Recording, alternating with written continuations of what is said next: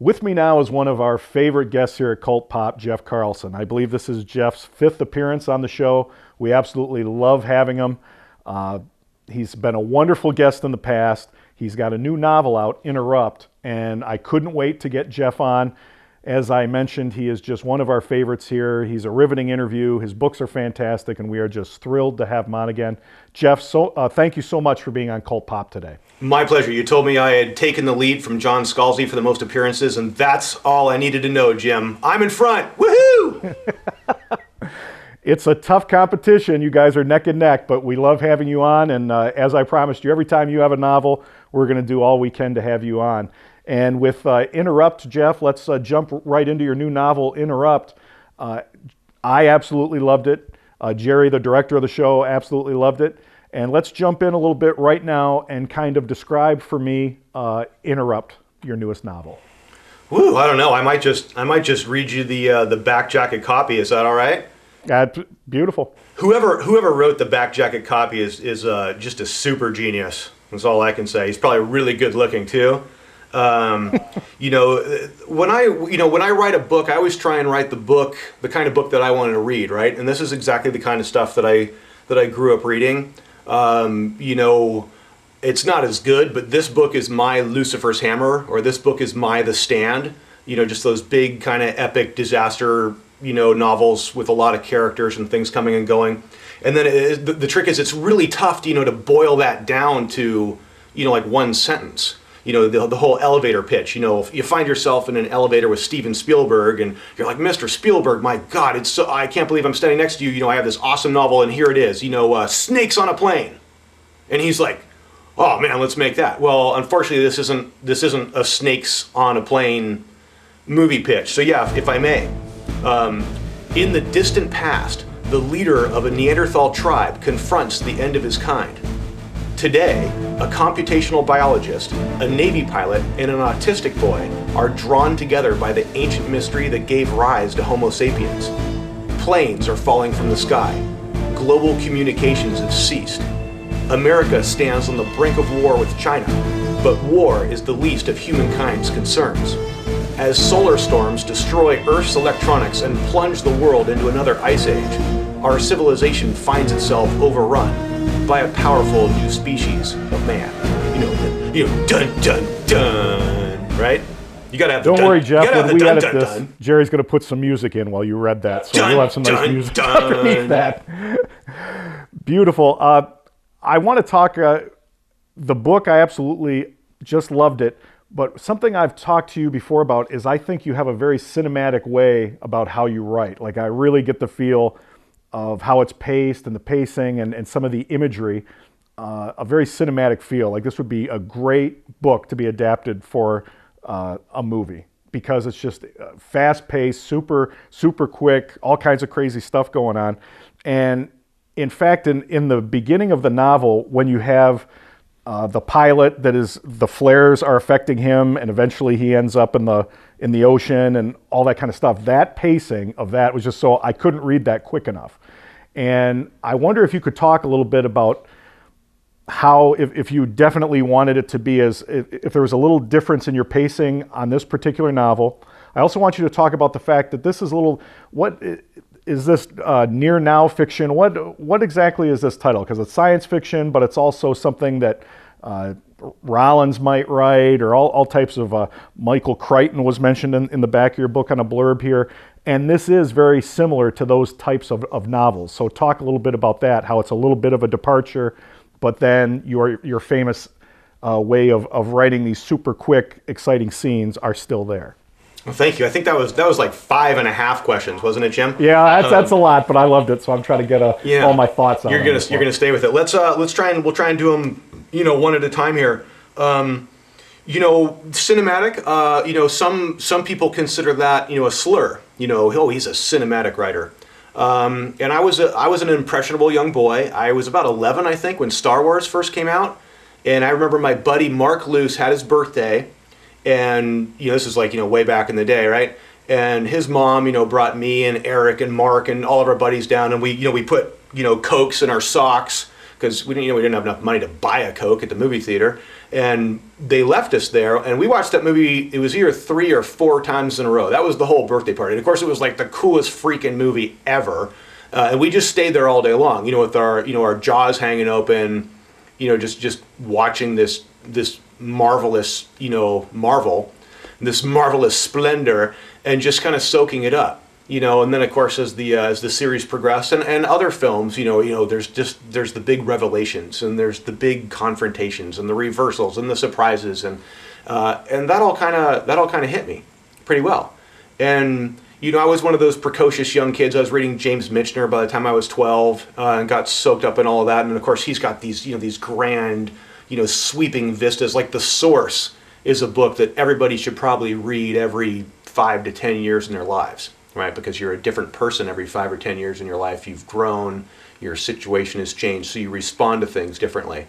And this big, epic, sprawling timeline, about this one. It's set in the same place, but it's set over this epic timeline with different peoples and nations rising and falling. And anyway, very impressionable young kid. I've probably read Lucifer's Hammer like 20 times. Same with The Stand. Just these big, epic books. Well, that's how I got into this stupid, crazy business. Is I wanted to play too, and I want to try and capture that same sense of, there's that grand, ominous, impending doom. And really, this book isn't really that different than the whole Plague Year trilogy in the sense that everything's on the line. The characters are backed into just these horrible situations, just again and again. But like in Plague Year, the only way to stay alive is to eat people. Well, I've heard from readers who said I could never do that. I would rather die. I'm like, well, you're the person we'd hit with the shovel and then eat, right? You can make that choice. That's fine if you don't want to do that. But if that's the choice, you're going to lay down and die, or you're going to whack the dude with the shovel and eat him. I'd like to think I'm one of the guys. I'm going to hit you with a shovel, Jim. I would cook you up in a heartbeat, man. And so this book is kind of the same thing, where again it's it's just this horrific, just global disaster, and civilization is being wiped off the map, and all the things that we believe in have been uprooted and overturned. Are we at the top of the food chain? Are we the highest evolved being on the planet? What does it all mean, Jim? Right? What does it all mean, man? And so you get to touch on just the big stuff briefly. You touch on the big stuff briefly. Religion, science, politics. Why are we here? What does it all mean? And so you get to have. You also even touched on a father and his son, and the conflicts that go into a father and son relationship throughout the years. So that you did hit on just about every major thing you can hit on in the novel. Family, Let me right? stop you for a second, because I've got a couple of things I wanted to ask you about while I'm thinking. We talked off camera about your science, your use of science, and I know you take a lot of pride in the fact that you do a lot of research into this type of stuff. Can you talk a bit about the solar flares that play such a major role and the repercussions of these solar storms that happen? Can you talk a little bit about what research you did and what sparked this research and then led to this novel? You got it. Well, I try and make it. It's what you're always shooting for with these novels is plausible but outlandish, or the reverse is outlandish but plausible. James Rollins, Michael Crichton, Douglas Preston. These are all writers that I very much look up to, and I read their work and study what they're doing. And some of it's just crazy stuff. It's all quantum physics, and again God and biology and evolution and politics. And they're always just they're not just pushing the envelope. They're way beyond it. And we could talk about all like my my sci-fi favorites. Interrupt it's a present day thriller, and the whole idea was to do pretty much what I'd done with Plague Year, but on a bigger scale. If you like sci-fi, certainly you can read this book. A lot of science in it. It's a sci-fi thriller. If you like mainstream thrillers, like a mainstream science thriller, there's so much cross-pollination and blending of genres now. The idea is to please as many people as possible. The danger, of course, is that when you write about things like science and biology and evolution and religion and what does it all mean, is people get pissed off. people get pissed off, Jim. I hope I can say that on the show. Sure you Or, you know, like I've been dying to put like my publisher would never let me, but I want to put like a big banner across, you know, like the Amazon and Barnes and Noble pages for Interrupt and saying if you're a dumb person, don't read this book. Because no, I'm serious, right? What kind of marketing play would that be, though? Because it is demanding. I mean, it's you know, it's a demanding novel. It asks a lot of the reader. There's multiple plot lines. It's not really. I mean, the cast of characters is nowhere near as big as say Lucifer's Hammer or The Stand. It's much smaller. But you know, you get emails. I get hate mail. I get, you know, disgusted mail. You know, saying I couldn't keep track of everybody. There was way too much science. There were too many plot threads coming back and forth. And then some of it's political. The funniest part for me about pretty much every book that I've written is I've been accused of being, you know, like a frothing at the mouth right-wing fascist. I've been told, you know, I'm a soft pinko, you know, communist lefty, and everything across the whole spectrum. The interesting part about the world, Jim, is that people tend to see the world through the lenses of their own personal demons. And whatever they're afraid of, they see. Whatever they love, they see. And so like the reader reaction to Interrupt has been mixed, to say the least. And you know, my poor, long-suffering, patient, supportive wife has spent weeks listening to me agonize about it, because I knew this. I mean, this book, there's some controversial stuff in here, and some of it's offensive. But you know, people email me and tell me, you know, how racist I am and how sexist I am, and you know, I don't know, you know, I'm such an imperialist, you know, because America is, you know, moving their naval forces against China in the South China Sea and allied with Vietnam against, you know, the evil China Empire. Well, dude, have you read the freaking newspaper? That's what's happening right now. It's all about territory, political boundaries, resources. I mean, I'm not an imperialist. I'm not pushing, you know, to resurrect Ronald Reagan and put zombie Reagan in the White House so we can take over the world with the American hegemony. You know, it's a freaking science fiction novel, dude. It's a thriller. And if you don't have things that mean anything in the book, if it's just like a bland, vanilla, totally make-believe, you know, hey, that's great. That's called fantasy. You can read fantasy novels if you want. Or sometimes that's just like the schlocky space opera stuff. And dude, there's a lot of really, really good schlocky space opera being written. If that's what you want to read, that's fine. But don't get upset with me and put all these labels on me, you know, because like one of the heroes is black. And, you know, he's put in these horrible situations. He has to make, you know, life and death choices. Things don't always work out for him, because if everything worked out just fine, it would be a boring novel. I'm about as apolitical as you could get. If anything, I'm kind of libertarian. You know, everybody should get to just do whatever they want as long as it doesn't hurt or bother anybody else. So it's funny to me, I guess, I'm getting all worked up, aren't I?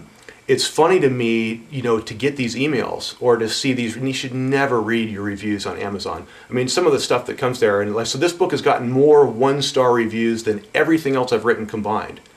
You know, and again, people are upset, Jim. People are upset about the book. And then other people are like, wow, 5 stars, what a great read. It's so interesting, you know, it pushes the envelope, it's provocative. You know, it's just so interesting. Oh, where did all this science come from? Because it is, you know, it is weird science. It's cutting edge science. Some of it's make-believe. Some of it I took it so far that, you know, we're just talking about, okay, let me give you a concrete example. In the book, you know, the search for extraterrestrial intelligence guys, the radio astronomers have a square kilometer field, which is where you take, you know, a whole bunch of little astronomy dishes and line them up so that they're the size of a square kilometer, right? Mm-hmm. In the real world, we're doing that. But I think the biggest one in existence now is a quarter of a kilometer, okay? Well, I'm a thriller writer. So when I start blowing things up, I want them to be as big as possible. So I just say, okay, it's a few years in the future. They found the funding. The economy's back. This is not like some Republican or Democrat political whatever, dude. I'm like, dude, it's a book. It's a fiction novel. And so, you know, it's the square kilometer field so that it's stronger and more sensitive than anything we have now, so it can detect more stuff, you know, with the astrophysics part of the story. Same thing with the super aircraft carrier in the book. One of those is almost complete. You know, they're going to start doing, they have a cool name for it, you know, like wet water testing. I can't remember what it is off the top of my head. Like, it's just about to start going into like pre-operational testing I think in 2015, and they hope to have it fully operational by like 2017. Well, when I got the U.S. Navy in this crowded body of water off the coast of Vietnam, and the People's Liberation Army Navy is, sending in their fighters and they're all kind of skirmishing and stuff, I don't want like a small old Nimitz class carrier in there. I want one of these new Ford class super carriers in there with the awesome, electromagnetic catapults. And I want like the coolest airplanes I can, with the Super Hornets. And then I'm going to blow everything up, Jim. It's a Jeff Carlson novel, right? And so you always want to push it as far as you can. It's still basically a present day novel. Everything that's happening is real. All this stuff with all the biology and the genetics, that's all real, dude. I'm fortunate to know, a computational biologist who works at Lawrence Livermore. And he spent days talking with me about this stuff. And the problem was, while I was writing the book, which took about a year and a quarter to write, this big fat manuscript, the problem was that I couldn't write it fast enough because things are happening so fast in that field. Like every second week, Ben would call me and say, look, you need to change the name of the mass spectrometer because we have better ones already. Or the supercomputers that we're using to process, just these, like these billions and billions of bits of information. He's like, look, it's already revolutionized. I'm like, Ben, we talked last month. And he's like, yeah, that's all completely out the window now. And so we started making stuff up, like a Fibonacci supercomputer or whatever, because he's like, look, we'll just name it after a famous Italian guy, and you can just say it's about this strong, because if you pin it down, by the time the book comes out, it's obsolete. Anyway, did you have a question for me? I'm going to take a breath now before I pass out. I get worked up, man. I love when you go on like this, because that's exactly the kind of stuff I wanted you to get to, the passion that makes this book happen. I guess I would like to point out that you mentioned it's a Jeff Carlson book. I've been kind of suggesting you to a lot of my friends and kind of letting them get to know what a great author you are. And I say, look, any Jeff Carlson book, it's got some kind of great ramp up, and by page 75 to 90, all hell breaks loose. Everything and just starts blowing up. That happened again here in Interrupt. And something that I really thought was interesting, and some friends of mine and I discussed, because I loaned one buddy the book, and then a couple friends went and bought the book because we were discussing it. And it all came down to the fact that they thought it was interesting, besides all the science, that zombie is such a great giant thing right now, and it's so overplayed now, and it's so overdone. But you managed to write a great post-apocalyptic feeling book. There is a horrible thing affecting the planet, knocking out, people right and left, but it's a whole different kind of thing. So it's not zombies, but this emergency is causing gigantic hordes of crazed individuals. Yeah. And so you really took this fresh idea, and people who are going to read and love zombie fiction or any of that kind of stuff are going to love it. People who love hard science stuff are going to love it. So I think you really outdid yourself in this novel because of the fact that you blended so many cool different ideas together. But I definitely wanted to point out the Neanderthal aspect of it, and if you'd talk a little bit about that and what got you started on that kind of line of thinking in the book. I will, thank you. If any writer had any brains, they would be writing vampire porn. Now, that's called, paranormal romance, but it's vampire porn. And I mean, honestly, I've toyed with, I'm like, I should write some vampire porn myself. As zombies. I mean, again, I grew up an impressionable young man, and by the time I was just old enough to start renting VHS tapes on my own with my friends, what we got into, of course, was George Romero, and my favorite of all of those is Day of the Dead, which is a little bit counter. Everybody likes either Night or Dawn, and Day of the Dead. The problem with the Romero movies is that a lot of the storylines weren't well written. The characters were always just stupid people. It was Rickles and Steele in Day of the Dead, the stupid sergeant and the stupid private, and there's one woman left in the world. The whole world, there's one woman left. And you're just going to be just like, an idiot to her. You're going to do anything that you possibly can to offend her and push her away so that the situations will develop and we're all pointing guns at each other. I'm like, dude, it's the last woman left in the world. Be polite. Right? Even if you disagree with her, with her scientific discoveries. I got into Interrupt. So there's a little transition there. I got into Interrupt. Originally it was a short story, and it was actually one of my first pro sales. I wrote, I don't know, a 4,000-word short story about the sun just affecting people's short-term memory, just solar flares and pulses. And the science changed a lot because the short story I was really just making it up. And sold that to Strange Horizons, and that was one of my, again, very early sales, and kind of got me hooked. But it's such a big idea. I mean, it affects the entire planet. So obviously there was room to expand. And it was something I always kind of had in my back pocket. Obviously got into the whole series with Plague Year, got into the Frozen Sky, which is, again, also just a huge, it's about, that's about like a whole moon around Jupiter. Well, you could write 85 stories just set in the same little world. I don't want to write 85 stories, but you could write 2 or 3 or, and then move on to the next big thing. So Interrupt, I always had this idea in my back pocket, but it felt like it needed a little bit more, right? Solar flares, destroying the planet, back to Larry Niven and Inconstant Moon. If anybody who's watching the show hasn't read Inconstant Moon, it's dated now, it was written in like, I don't know, the mid to late 70s, just an amazing story. It's a novel, it's very compact, and it affects the world, and that was all that one needed to do. Well, in Interrupt, the world isn't burned to a crisp. Things are just changing. And so how does that affect people? What does that do to our society? What happens to the governments? What, the geopolitical scene, how is that affected?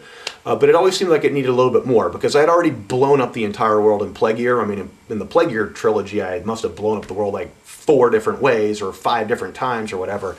It's just so much fun to just burn things, man. So I got into Interrupt. Like I said, it was always in my back pocket, and I was writing. It was going to be my Ender's Game or my Forever War. This big, like even more hard sci-fi than the Frozen Sky. Because what I always liked about the Forever War, wasn't the combat scenes, which are fun. You're shooting up the aliens. But what I liked was the whole thing with the collapsars and the relativity and the time going by. As Mandela's zipping here, and and he comes back and like the people that he's been fighting to protect aren't even there. It's not just that they're all just dead. It's that like the entire civilization has changed while he's gone, and he's ostracized and alienated. He's become the alien, and that kind of stuff always really fascinated me. So I was starting to write a big sprawling. I'm like 120, 150 pages into it. Someday I hope to get back to it. Like a good quarter of a chunk into the first book in this big sprawling series about like an interstellar war. Not like a straight out Forever War ripoff, but the same kind of idea where we mistakenly fall into this interstellar war and we have sublight technology, right? And so, hundreds of years are passing in between each battle. And, everyone's in their little, cryopods, so they stay the same age and stuff.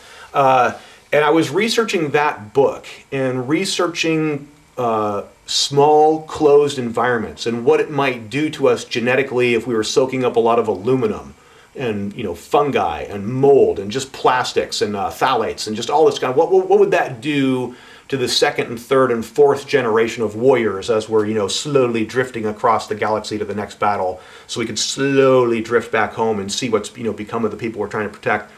And anyway, while I was doing that, I stumbled on a whole bunch of stuff, and this is all legitimate research by all the big magazines and newspapers and the universities and stuff. It's all very much speculative still. Nothing's, you can't just say it. But it was, what if ASD, autistic spectrum disorder, is related to Neanderthal genes? Because a lot of people are saying, we're all walking around with all this junk DNA that we don't know what it is. And a lot of people are saying some of this is Neanderthal DNA because they weren't that different from us. I forget what the percentages are. You've got the book, Jim. We could look it up. We're something like, 98.6, the same as chimpanzees, and we were like 99.82, whatever. I don't know what page it's on. It's all in here, man. It's in the book. I couldn't find it while we're doing it, but yeah, it's like such a pivotal like part of the novel. I wanted you to touch on it. It's the second or third chapter with Emily, and anyway, we're 99.86295, whatever, the same as Neanderthals. Well, that means we're essentially identical. And so anyway, there's just all these wild theories, and you can go to all kinds of websites where it's really just wild theories. But there's a lot of just hardcore, real life, university accredited and whatever scientists that are pursuing this and following it and coming up with just some really interesting stuff. And that kind of hit me. And it had nothing to do with this big, sprawling sci-fi interstellar war series that I was writing. And I was a little bit stuck on that because I was still trying to work out, the mechanics of how I was going to get, from here to 20 light years away with, sub FTL technology, right? And I thought, you know what? What if, I was like, what if that's real? And it's a really touchy subject, though. I'm a father. I coach soccer. My kids are at school. They have autistic classmates. We've had autistic teammates on soccer teams. Because kids come from all over to the same team. I have friends with autistic children, and so it's a touchy subject. I was kind of nervous. I'm not really sure I should write this book because it's going to be upsetting. But then I'm like, I'm an evil, dramatic, ominous guy, and I don't like the idea that that there's taboo subjects. There's a lot of people that they get upset because you just talk about this kind of stuff. Look, I have black friends. I have female friends. I have black female friends. If I'm not allowed to talk about black females because I'm a white male, what do we fight all these revolutions for, right? If even like discussing this stuff is taboo, F you, buddy. You're gonna have to beep that one out, Jerry. So like I try to be tasteful about it as possible and sensitive to it, and make because I'm not a black and white guy. I don't mean like race. I mean like with subjects or the world, right. Your worldview. I'm very much about there's a lot of gray area in just about anything. And so my heroes aren't, just straight out cardboard, connect the dots, good guys. They have weaknesses. They make Jeff, mistakes. I'm going to stop you there because we're going to be running low on time, and I wanted you to be able to get some information in. As always, we could do about 5 shows when I sit you down here, but we're only doing 1 today. And so I want to finish up talking about Interrupt and just remind everybody, go to Amazon, go to your favorite bookseller, go online, however you buy your books. Go find Jeff Carlson's Interrupt. This discussion we've been having, it's a thought-provoking book. It's an exciting book. I guarantee you'll read it in 2 or 3 days. I absolutely loved it. My director, Jerry, loved it, and I think you will too. But Jeff, I wanted you to have an opportunity. I really dig your website. I always have. You got so much cool stuff going on there, and you have an opportunity for new people that maybe come across you to read chapters of your books, to hear audio files from your books. So real quick, tell people about your website, and you've also got a contest going on where someone can be a character in one of your upcoming novels. So tell us about that real quick. Yeah, no, excellent. No, thank you. Well, it's the future and social media and all this kind of stuff. So yeah, I try and get as much material available on the website as possible. The cover artist for The Frozen Sky was good enough to just give me all of his preliminary sketch work. People at NASA and JPL, let me swipe all kinds of stuff, because it's all, it's taxpayer funded, from all the probes that they sent through Jupiter. I'm actually behind schedule, man. As usual, I have way too many projects going on, lots of editing, the main thing is just to write the next book, right? I don't think I've written like a new blog entry since like October. It's just been nuts. But, what I always think is, well, would somebody rather have me writing a new blog entry or writing the next scene in the next book? And I'd rather write the next book. So yeah, I'm at jverse.com, J as in Jeff and verse as in universe. There's a super sneaky, intelligent tech writer in Seattle named Jeff Carlson who grabbed like jeffcarlson.com and like 1987 or whatever.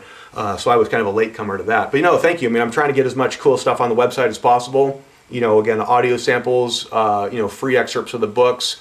Again, like the concept art that some of these guys, have been doing. It's just really, really cool. I'm like, can I please put this on the website and we'll put, a link back to your site and stuff. So yeah, in summation, Jim, it's pretty cool to be Jeff Carlson.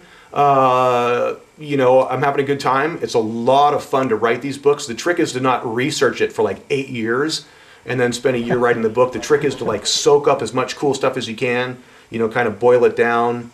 And then, kind of put it together as neatly as you can with some cool characters and the twists and turns. It's a lot of fun. It's a lot of fun. Well, Jeff, I'm going to stop you right there because we're out of time. I love having you on the show. I know we can look forward to The Frozen Sky 2 coming up in the near future. We will have you back on for that. I'm going to say goodbye to my viewers. Thanks so much for watching. Visit the Cult Pop website. We'll see you next time.